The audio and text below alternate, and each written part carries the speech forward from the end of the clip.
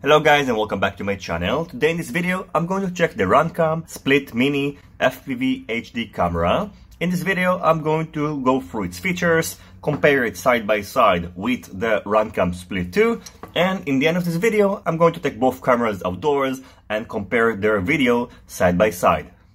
Inside the box we get in the RunCam Split Mini FPV camera, which is already connected to the board. Be careful because the ribbon cable is not properly secured here and we need to do it later by using some screws. In addition, we get in the warranty card and with a link to the instructions manual that can be found online, and of course all the necessary wires, bracket and screws, and also a micro USB adapter that will enable you to output the video feed. We're also getting these screws and spacers that will allow you to mount the camera on your micro quadcopter, which is a very nice add-on. The first thing that you notice is that first of all the stack is now smaller and is 20 by 20 millimeters, so it can fit mini and micro quadcopters. In addition, now the board is split into two because they couldn't fit all the components on one board like the RunCam Split 2. The camera is also noticeably smaller than the camera of the RunCam Split Mini, and also they removed the Wi-Fi dongle port,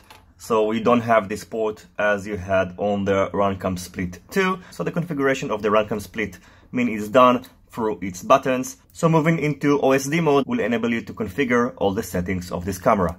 The ribbon connector of the RunCam Split Mini has been changed and you will need to install this provided accessory in order to keep it in place. I'm only going to do it after mounting it on my quadcopter, and soon I'm going to feature the RunCam Split Mini on a build video and then I'm going to show you how to install it.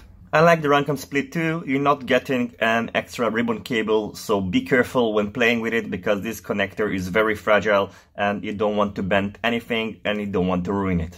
Over here we can find a micro SD slot which supports up to 64 GB micro SD cards. In order to secure it, you will have to just press it, and it also comes with a cover that will prevent the micro SD card from accidentally popping out. Moving on to these two buttons over here, the right one is the power and shutter button. Long pressing it is going to turn on and off the device, and if you short press it, it's going to either snap a photo or start or stop the recording process. The left button is the mode button. The default mode is video mode. If you short press it, it's going to enter picture mode, and pressing it once more, it's going to enter Osd mode. When Osd mode is selected, you can switch between the options by pressing the power button.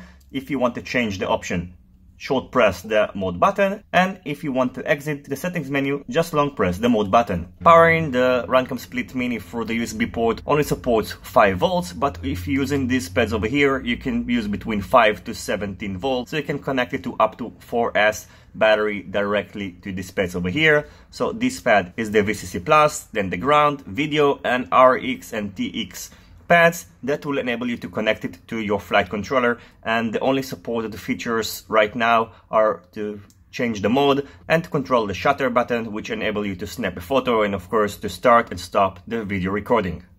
In terms of weight, the RunCam Split Mini weighs only 15.4 grams, so it's lighter than the RunCam Split 2, which weighs 22.1 grams. If you plan to use it on a regular size quadcopter, 7 grams is not going to be enough, but this is not the intention of the RunCam Split Mini. It's intended to be used with mini and micro quadcopters, and then 7 grams can make a big difference. The front dimensions of the FPV camera of the RunCam Split Mini is the standard 19 by 19 millimeters, so it has almost the same footprints of a standard micro FPV camera. So you can see it's noticeably smaller than the camera of the RunCam Split 2, and then you can fit it much more easily on a micro quadcopter. The only thing that you might have an issue with is the height of the stack, and it is about 8.6 millimeters. So it's taller than the height of the stack of the micro Split 2, which is only 3.8 millimeters. You will need to take it into consideration and maybe use shorter spacers on your build. And as I mentioned, I'm going to soon feature it on the build video and then I'll see how it goes. But I don't think it's going to be a big issue after all. So the next thing I'm going to do after mounting these cameras side by side is to take them outdoors and compare them in different lighting situations. I hope you will enjoy the rest of this video and you find it useful. As always, if you have any questions, feel free to ask it in the comment section below. Don't forget to give this video a thumbs up if you liked it, and I'll see you soon on my next videos. Goodbye.